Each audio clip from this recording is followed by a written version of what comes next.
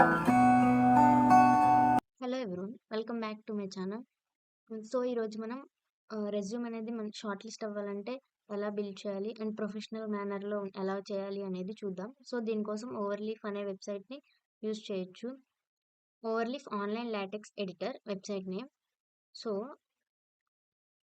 ఇది already account ఉంది కాబట్టి నేను లాగిన్ అయ్యాను. అకౌంట్ లేని వాళ్ళు రిజిస్టర్ అవ్వాలి. సో, దీంట్లో మనకి టెంప్లెట్స్ అనేవి ఉంటాయి రెజ్యూమ్‌వి. ఇక్కడ చాలా టెంప్లెట్స్ ఉంటాయి. సో, మనం రెజ్యూమ్ అని సెర్చ్ చేద్దాం.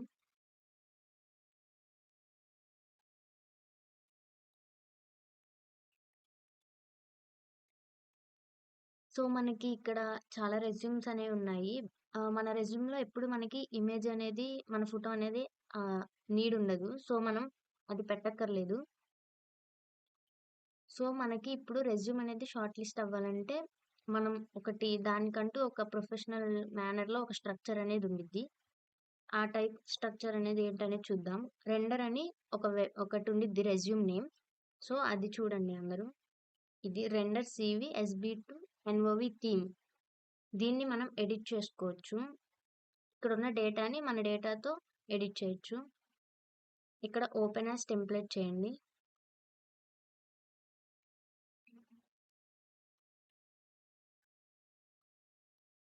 సో, ఇటు సైడ్ మనకి లెఫ్ట్ సైడ్ అనేది మనకి కోడింగ్‌లో ఉండిద్ది.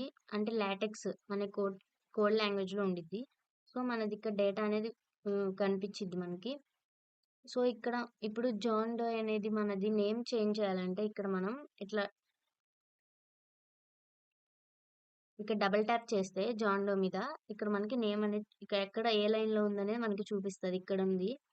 సో, ఇప్పుడు నేను దీన్ని శిల్ప అనే దాంతో చేంజ్ చేస్తాను. ఇక్కడ మనం ఏం చేంజ్ చేసినా కూడా డేటా రీకంపైల్ అనేది చేయాలి. అప్పుడే మనకి ఇక్కడ చేంజెస్ అనేవి కనిపిస్తాయి రైట్ సైడ్. సో, ఇక్కడ చేంజ్ అయింది మనకిలా. సో, మనం ఇలా రెజ్యూమ్ అనేది మొత్తం రెడీ చేసుకోవచ్చు. ఇది షార్ట్ లిస్ట్ అవ్వడానికి ఛాన్సెస్ ఉంటాయి ఎక్కువ.